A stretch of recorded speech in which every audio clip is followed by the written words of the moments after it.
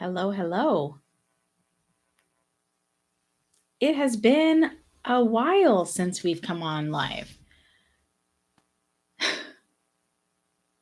So, just so you know, we're on two different platforms: YouTube, TikTok. Um, I wanted to come on both because I know that it's been quite a while since we've done any lives. So, we're going to go in and answer all of your questions. I know that like I said, it's been a while and you're probably wondering where I've been. So let me just quickly recap the last month. So initially, when we came on live last time, I said we're probably going to do this like once a week. And it's been a while, as I've been saying. And it wasn't intentional. I really wanted to come on here more often, but I have been writing a book and I just finished writing the book. So I thought this was a perfect opportunity for us to talk and, you know, answer money questions, talk about money goals, money topics. If you have any questions for me, like any personal questions, you can ask that. I'm kind of an open book. So I'd be more than happy to chat with you about it too. You kind of look like Tia and Tamara. I love it. Oh, thank you. I don't think I do, but thanks. I love them. But I don't think I do. Or I've never heard someone say that. So thank you. Maybe in this angle. I don't know. So before any of your questions are answered, let me kind of briefly introduce myself. If you are coming on for the very first time and you don't know who I am, my name is Gina Zachariah. I am the founder of a platform called Saving Wiz. And basically, what I do is I help you save money on everyday things so that you can actually have money for the things you love. Things like going on vacation, buying a new home, retiring early, having the freedom to leave your job that you hate, being able to put your kids through college if you want to, or just take them to summer camp, to the favorite summer camp that they want to go to. Whatever it is, whatever those goals are, I help you get to those goals by very subtle tweaks and changes to your daily habits. Um, and I'll tell you my story. We were in over $100,000 of debt, and my kids were young at the time. And my husband and I did not want to deprive them of their fun and their childhood, essentially. So I worked on finding ways to not disrupt my lifestyle, but at the same time, give my finances a priority. So I found a balance that worked, something that allowed me to still have a lot of fun with my kids, still be able to live a good life, enjoy my time, and still be able to pay off that debt. So, long story short, within 5 years, we paid off over $100,000 of debt on regular salaries. We didn't sell any assets or anything like that. We literally paid it off. Um, and I want to show you how to do the same thing. So, initially, the way that it started was I would just share findings with friends. And my older daughter said one day, "Why don't you blog about this? I think a lot of people would want to know these tips and tricks." And so I thought, okay, well, I'll go ahead and start blogging. So I started blogging in 2017, and I haven't shut up about it ever since. I've helped over 1 million women um, save money, change their habits, and some have went on to start investing, buying homes, buying real estate. And they've done a lot of really exciting things that they never thought they'd be able to do because they were stuck in debt and feeling overwhelmed. So if you're in that boat, put a 1 in the comments. If you are trying to save money or you just want your goals to be achieved faster, you're in the right place. Put a 1 in the comments. I'd love to hear your questions or see how I can help you.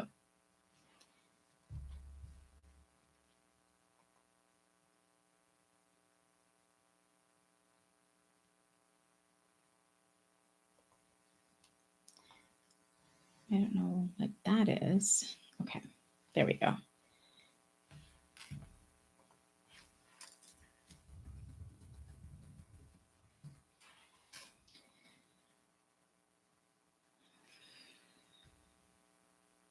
Lots of ones on the TikTok side. Hey, Jonathan, how are you? So, essentially, one of the big things that you'll see on my pages are groceries. I love, love, love talking about groceries because they're easy to start with. So, one of the things that I felt when we first started was the feeling of overwhelm. Like, there's so much to do, there's so much debt, there's so much that is on my plate, and I didn't know where to start.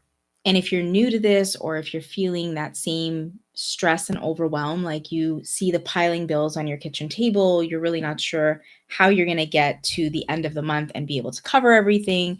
If you're living paycheck to paycheck, you know what I'm feeling or what I felt at that point. And one of my biggest things was to take things slow. My husband, um, was trying so hard to convince me of getting a budget together, creating something that I can use so that I can start controlling my spending. And I was like, no, I don't want to do that. I don't want to control my spending because I work really hard for my money. I deserve to spend it, right? And that just had us living paycheck to paycheck and in a lot of stress. So for me, the biggest the biggest key factor to our financial success has been taking small steps. And I talk a lot about that in the book. The book will be coming out in 2024. I talk a lot about how to incorporate those small steps so you can still get just as far as someone who's trying to take leaps, but without the stress. You can get just as far without feeling like there's been a disruption to your lifestyle. So, I'll never tell you that you can't go to a restaurant while you're paying off debt. I'll never tell you that you can't go on a family vacation while you're saving for emergencies. I'll never say any of those things because you can essentially do all of it together as long as you've prioritized the things that need to be prioritized. I show you how to do that with budgeting. I show you how to do that with your groceries, and I show you how to do that with bills. So that you're always feeling like you're in control and that you can enjoy life. Because I think it's really important to have that balance. And a lot of times in the financial space, if you follow any other financial creators, you may see that sometimes a lot of the advice that's out there is to sacrifice, to stop doing the things that you're doing, to um, eliminate some of the things that are in your lifestyle, at least temporarily, to get to that point. And I'm not a firm believer that that is the way that is sustainable. It may work for a little bit, kind of like, one of those strict, very rigid diets. It may work for a little bit, but eventually you may binge spend as a result. So, one of my biggest things is always taking smaller steps. And if you look at any of the content that I produce, it's mostly saying take it one step at a time. I always give just one small tip in every single video so that I'm not overwhelming you with a ton of things that you have to so that you I'm not overwhelming you with a bunch of things you have to do all at once. You could take it one step, and when you've conquered that step, you move on to the next one. So if you have any questions about budgeting, bills, debt, investing, go ahead and put them in the comments and let's chat about them. Also, I forgot to mention, this is a 30-minute live. So um, usually it's about an hour, but for today, we're just going to keep it at 30 minutes. But I want to be able to answer all your questions. So if you have any questions, I'll try to get to as many of them as possible.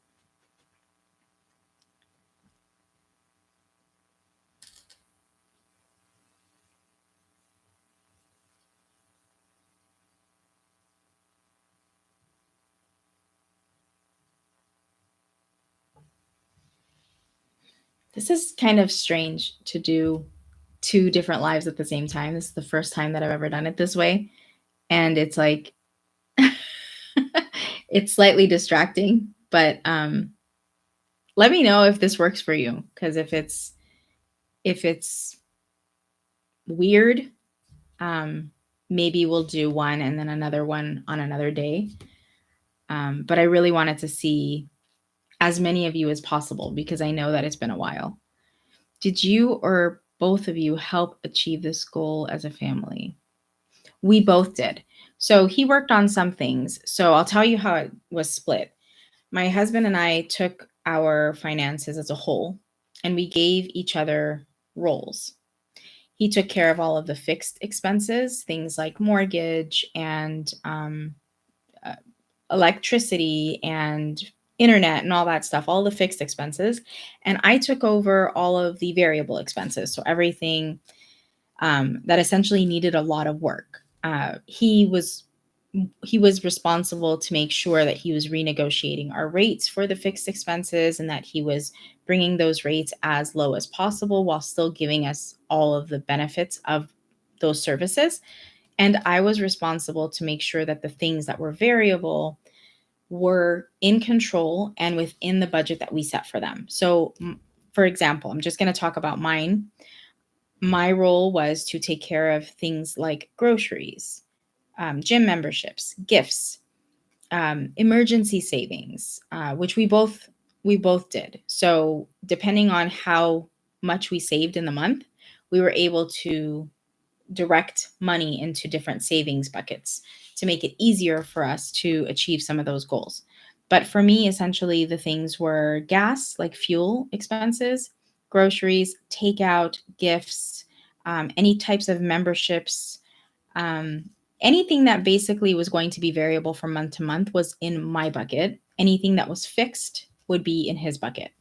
And that worked out really well because I love those kinds of challenges where I can figure out like how I can save the most amount of money without sacrificing what we actually eat or without sacrificing the enjoyment of takeout, right? So that part was really fun for me. And so I actually really enjoyed kind of figuring it out as I went. There were some parts that I felt were overrated, to be honest. I tried a lot of different things and some things worked, some things didn't. And some things worked but weren't worth my time. Okay. So I'll give you some of those examples. One of the things that works really well is cash envelopes.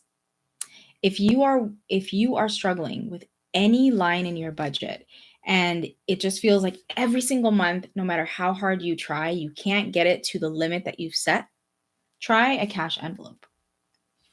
Cash envelopes are amazing in so many ways, but I'll just give you a few off the top of on the top of the list.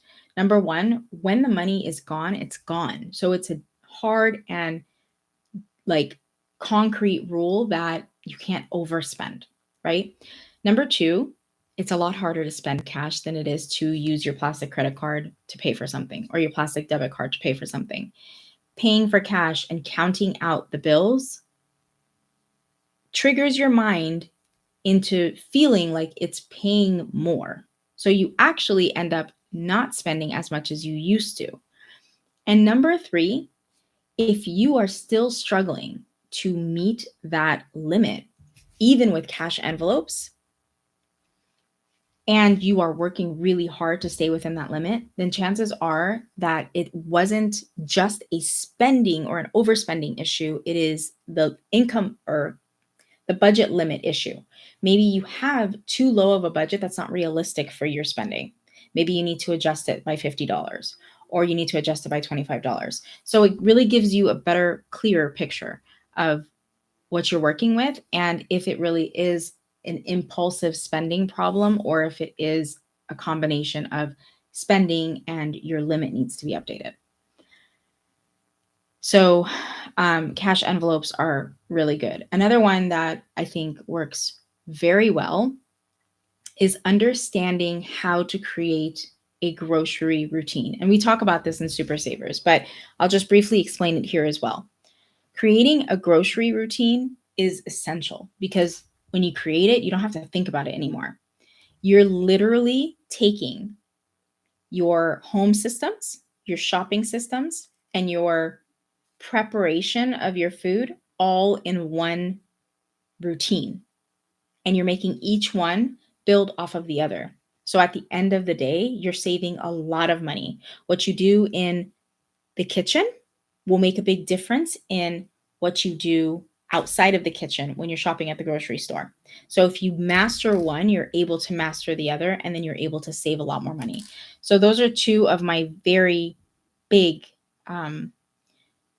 tools that have helped a lot: cash envelopes and creating a grocery system. Is it best to cook the hamburger meat and then pack in smaller bags? You can do that. Yeah, so if you've watched my video where I show you that I pack my hamburger meat into separate bags and I flatten it and it's raw, you can do it that way. Or you can pre-cook it, season it, and then pack it in smaller bags, and that works too. The reason why I don't do that is because I use ground beef for several different types of dishes. So just browning it up is not, it's only one way of cooking it, but I use it for meatballs, I use it for like meat sauce, I use it for hamburger, I use it for so many different types of dishes, so I have to shape it differently. But you can absolutely cook your hamburger meat ahead of time and then let it cool completely. Like it has to be, room temperature before you pack it up. And then you can pack it up and flatten it the same way. And then just make sure you label it properly, like that it's cooked and the date, so that you know how long it's going to last. I want to get SNAP benefits.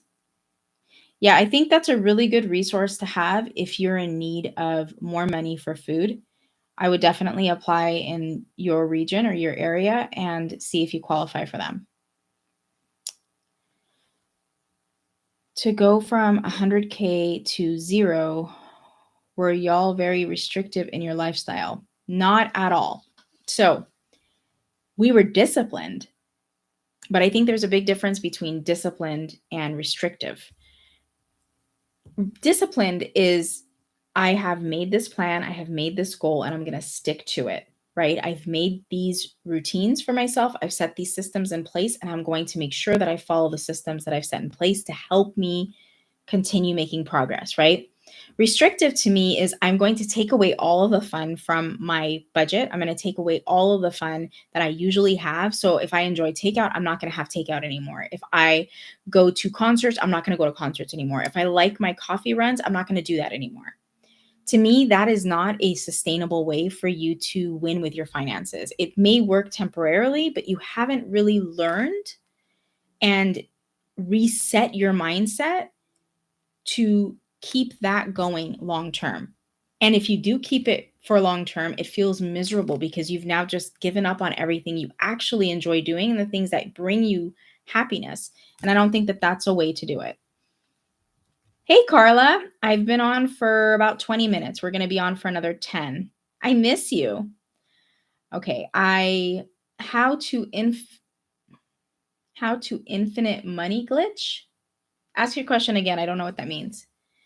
I always forget to bring the list with me. Yeah, so that's a big thing. I actually use something called AnyList, which is on my phone. It's a free app and it allows you to create several lists. So I even have my home to-do list on there. I'll have several different types of lists. So I'll have a Costco list, and then I'll have a regular grocery list, and then I'll have my paper goods list, if I'm doing paper towels or bowls or whatever. You can create several lists, but what's really good about it is, let's say you aren't the person who's going to do the shopping, but you know what needs to be purchased. You can create that list and you can share it with anyone. Hi, I'm on a live. It's okay. Can you what? Can I join online? We'll talk about it later. How to do the infinite money glitch. I don't know what that is. That sounds like a get rich quick scheme, and I don't know what that is. So you can explain it to me if you know what it is. You've saved me so much time and money prepping, cutting onions, garlic, etc. Genius. Thank you so much. I'm so happy to hear that. I'm so happy that you're here and I was able to help and that we've connected. That makes my day. Thank you. Thank you.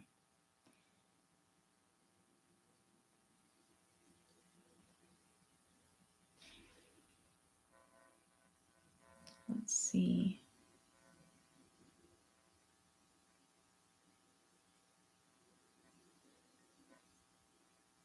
Okay. Thank you so much for the videos. I've learned so much. I'm so happy to help. All right, somebody needs to be blocked. So let's go ahead and block them.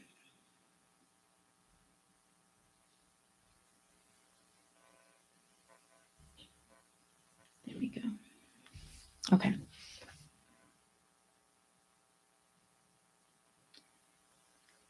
Hey, how have you been? I've been good. I've been writing. You guys, this book, I just have to say this. This book is more than a finance book. I literally poured my heart and soul into this book because I wish that there could have been a book like that when I first started, when I was feeling overwhelmed, when I was feeling like everybody was flying towards their goals and I couldn't understand how to get there faster. And the things that I realized, the things that I learned, the mistakes that I made, they are all in the book. And reliving them was really hard, but I have to say, like, I'm so excited for you guys to get this book and to read it, because I feel like it's going to unlock so many obstacles and shut doors for you. You're going to be able to amplify your financial goals, and it's going to make such a big difference. I cannot wait for you guys to get your hands on it. But it took a lot out of me. For those of you who have been with me for a while, like Carla, I know you've been here for a while. You know that I used to be a huge, like, live type of person, right? We were on live almost every day. We were on live for like at least an hour each time. And I have to say that is something that I totally miss because I had to I had to give my all to the book. I had to. And now that it's written and it's in the process of being edited and being produced, um I'm I'm ready to come back and like hang out with you guys and chill out a lot more, but I have to say it was a lot. It was a lot to do. So that's where I've been, and that's how I've been. I've been really pouring my heart out into the book. So much more than math. Money is so much more than math. It is so emotional. It is so life changing. It is so sometimes defeating and debilitating. And I want to take that feeling away. I want you to feel empowered by your money. I want you to thrive with your money. And one of my biggest passions when writing this book was to really send the message home that it doesn't matter how small you think your steps are, they are moving you forward, period. Period. So never feel discouraged and never compare yourself to someone else because you don't know the entire picture. You only see what you see. And if you don't know the whole picture, a lot of times you can look at it and think they're doing much better than you. They're doing so many things and you're not able to do it, and then you feel like you're lacking. And one of the parts of, well, you're going to see that the underlying theme of the book is you're not lacking anything. You're not lacking anything. You are doing what you can with the tools that you have, and this book is going to offer so many more tools for you. So it's just going to have you like hitting the ground running. So I cannot wait, but that's what's been going on for the most part. How is Fred? Fred is good. So Fred is our cat. He's awesome. He is kind of, I call him like a dog cat because he kind of reminds me of like a puppy, but he's a cat. So, but he's doing good.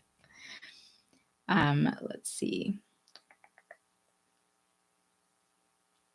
Do cheap meals I can do bougie on a budget. Do cheap meals, I can do bougie on a budget. I love that. I love the bougie on a budget theme or idea because you can really fancy something up without a lot of money. Um, in fact, seafood back in the day used to be the cheaper protein at one point. Um, so bougie can be done on a budget. It's all about using the right cuts of meat that give you the affordability or protein, right? Cuts of protein. Doesn't matter if it's meat, chicken, seafood, vegan. Um, as long as you're using the right cuts that give you the affordability, the way you prepare it can make it bougie, right? The way that you present it, it could be a very humble meal.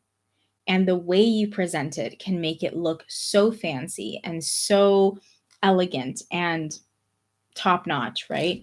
Um, I think that makes a big difference. Now, I struggle with making things look fancy. You've seen my videos. I'm the bootleg cook, right? I don't fancy up a lot. But I will tell you this. I have a friend named Miriam who does fancy up her meals very much so. And she also simplifies the way that they're done. She does a lot of Middle Eastern cooking. I think her handle is Miriam's Kitchen, Miriam. Miriam's Kitchen. She's on YouTube and I believe she's on Instagram too. I watch her and I've been watching her for years. She makes some really good, like fancy looking meals, but they're affordable. What I really love about Middle Eastern food, which I'm Middle Eastern, so we make a lot of Middle Eastern food, a lot of it is stews and more like humble types of foods, but they're elevated because the flavor is packed. And a lot of times you can elevate that by the way that you plate it. So I love that idea. The concept of bougie on a budget, I'm all for it. But I can't promise that it will look too bougie because I'm not great with design. But definitely will have the flavor packed. Do coupons in this generation work like old cheapskates? Um, that was one thing I actually found to be hard to sustain. So coupons absolutely do work. They do have a place in the grocery shopping and savings area. They do help you save money. One piece of advice that I would give you when it comes to grocery savings and using coupons is don't clip coupons that you normally don't use. If you, let me say that again. Don't clip a coupon of an item that you normally would not use. Like, don't say, oh, I'll try it now that it's on sale.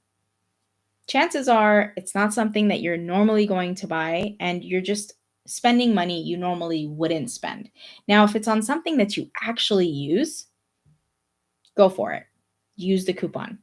What I found was that I spent at least an hour a week clipping coupons, which equates to 4 hours a month. And a lot of times, a lot of those coupons would be wasted because what happens is I was either looking for the perfect opportunity to use the coupon and then it would expire because I would get busy at one point and I wouldn't get to it, or I would be running around from store to store trying to get the best deals on those coupons.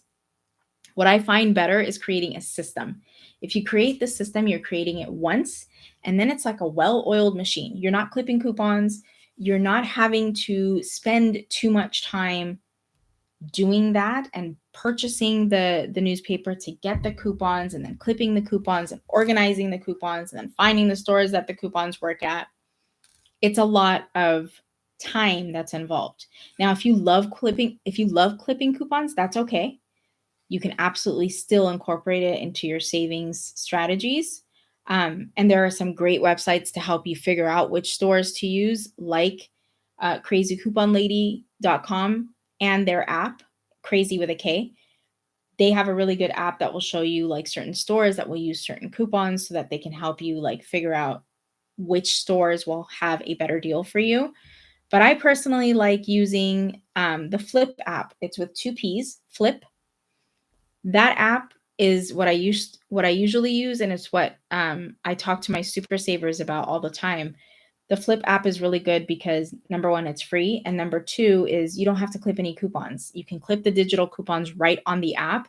And if you're looking for a specific ingredient that you're trying to purchase and you want to buy it when it's on sale, you can type in the ingredient in the search bar and it will show you all of the areas, all of the stores in your area that have that item on sale or whatever their price is. And then you can compare prices. So it makes it very easy.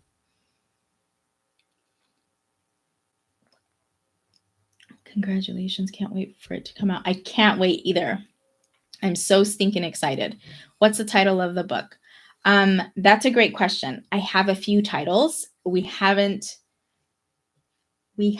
come up with the title, like the actual official title yet. But I will tell you that it has to do a lot with small steps. So if you have a title that you want to share, maybe that'll be the title. So you can put your suggestions here. Hey, Demetrius, how are you? I missed you. Thank you, Jonathan. I can't wait for you to read it either. How do you plan grocery shopping, just like one-stop shop or drive to multiple stores? That's a great question. So I tend to shop at one store that is a regular grocery store, and then I strategically shop at Costco once every 3 weeks, once every month. But generally speaking, I go to one main store for the bulk of my groceries. And then there are a couple of stores that have one or two items that I can't, like, I don't like to get them anywhere else. And for those, I will actually bulk buy so that I don't have to go to them as often. For example, Walmart. I usually will go to Walmart for French bread. They have the best deal, they have the best quality of French bread. I personally love it. I can't find French bread like it. So, what I do is I go in and I'll buy like 8 loaves, put them in the freezer, right? So you can freeze bread and I just pull it out as I need them and they are perfectly soft when they are thawed out. So it's perfect. But for the most part, I go to one, maybe two different stores, or I'll choose between one or two stores that week. So every week is a little different. I don't go to one main store per week. Every week I look at my ads and I let the stores compete for my business. So I look at the prices and I see, where am I getting the most items at the best price? Which store is the winner this week? And based on the winner this week, I will go to that store. It changes from week to week, to be honest. Some stores have really great deals one week and not so great deals the next week because they're compensating for the crazy sale they had the week before. So if I were to go to the same store, I'm essentially just balancing out my savings. So you have to be strategic when you're looking at that. But for the most part, to save time, I go to one store per week. And then anything where I need to actually go to another store, I will plan a bulk shopping. So I will get whatever item or items I need in bulk, so I don't have to go as often. So Walmart, I go once a month. Costco, I also try to go just once a month. So I hope that answered your question. Okay. Let's see. I'm moving out soon, and I'd like to know what you think my goal for budget should be for my boyfriend and I. That's a really good question. It's really hard to answer a question like that because, number one, I don't know what region you're moving to. I don't know what your lifestyle looks like, what your normal spending rate looks like. So it's really hard to answer that with a specific number. But what I would say is look at the last 3 months of your bank or credit card statements, wherever you normally spend your money, and highlight out the categories of your expenses. So highlight in one color takeout. So maybe takeout is in pink and groceries are in green and entertainment is in blue and gas or fuel is in yellow, right? Highlight all of those within those 3 months and then add them up, divide by 3 so you have a an average spend rate for every category. Okay? Create a budget with those average spend rates, okay? Plus whatever your new rent is going to be or your mortgage is going to be. And I would also put a buffer in there, maybe $50 to $100, because sometimes some bills will go a little higher or lower, right? So you want to have a buffer in there just so that you're not scrambling to figure out where you're going to cover this extra amount that wasn't expected, because things fluctuate. And then make sure that you also budget out all of the expenses that are going to be fixed. So we already said like rent and mortgage, but look at utilities costs. Are you going to be paying for trash? And are you going to be paying for like the trash and sewage and all that stuff? Are you going to be paying for internet? Are you going to be paying for your cell phone? Whatever your fixed bills are, if you have car payments, debt payments, all that needs to be in your budget too. So we have a budget sheet that we usually use. So I'm usually, if you notice when I'm talking, I'm usually kind of like doing this, and it's because I'm actually pointing to the sections in my head because the budget sections are all there, so it makes it very easy for you to stay organized. But do that first. That way you can kind of see what your budget looks like. And before you move out, start pretending like you have to live with this budget. Okay. That will help you move and transition a lot smoother. And then also, since you're moving out on your own at this point, make sure that you also save money in a emergency fund. So you always have money kind of like a cushion so that you don't ever feel stressed or feel like you're living paycheck to paycheck, because you're covered. I love stews. Do you like fish? Loyal fan here. Hey, I'm so happy you're here. I love stews also. I do like fish. We make fish a lot. In several different ways, but I really love fish. I think my favorite is cod and tilapia. I'm not a huge fan of salmon. I like smoked salmon, but I'm not a huge fan of like salmon fillet or salmon steaks. Not so much, but I do really love fish and seafood in general. I'm Cajun, lol. None of my cooking looks fancy, but it tastes great. See, it's all about tasting great. The thing with us too is us as in like Egyptians. I don't want to categorize everybody, but like in my family, us as Egyptians, our food tends to kind of sometimes look unappealing, and we're okay with that because we know the flavor is there. So we have like this soup that's called molokhia, which is a green soup. And okra, you know how it's like kind of slimy? That's how this soup is. But oh my God, it's so good. It is garlicky and buttery and so delicious. But someone on the outside might look at that and say, oh my God, that looks so gross. And yes, it does. And my kids say it all the time. They say, if we didn't eat this when we were young, there is no way that we would have started eating this when we got older, because it just looks weird. It's green soup because it's made out of leaves. It's made out of leaves.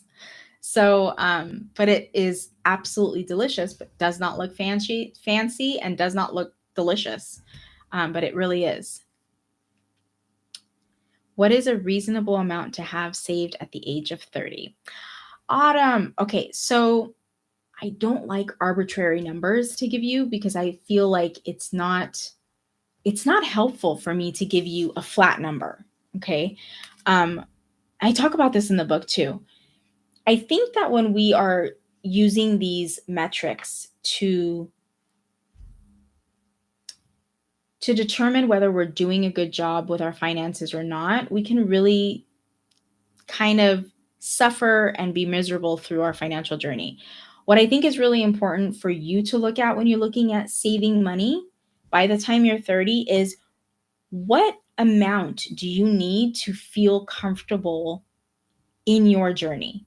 Meaning, If you could have anything you want at the age of 30, if that means quit your job, if that means retire early, if that means quit your job but start a business, if that means start a family, if that means buy a home, if that means start traveling every year, whatever it is, look at what those expenses would be and have that amount in your mind.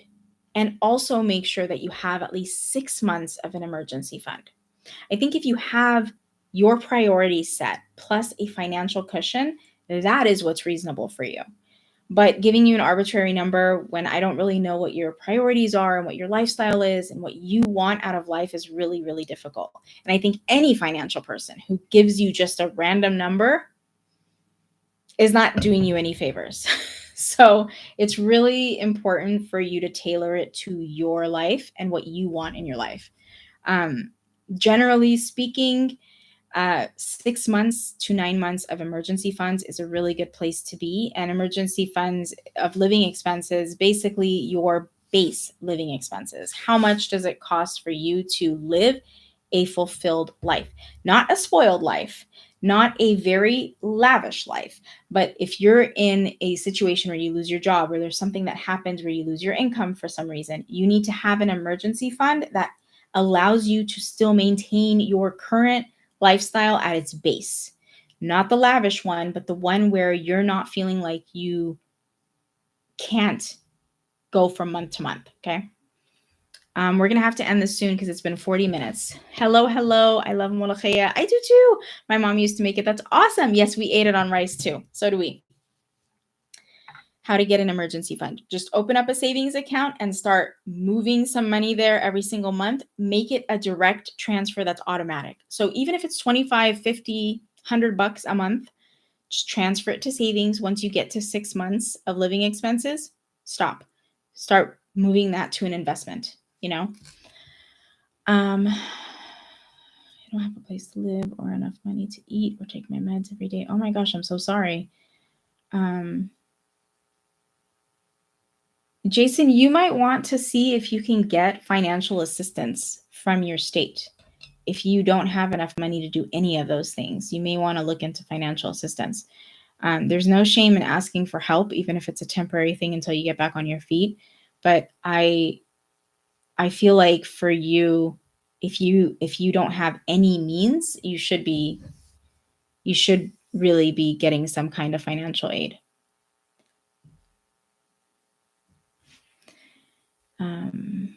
Hello.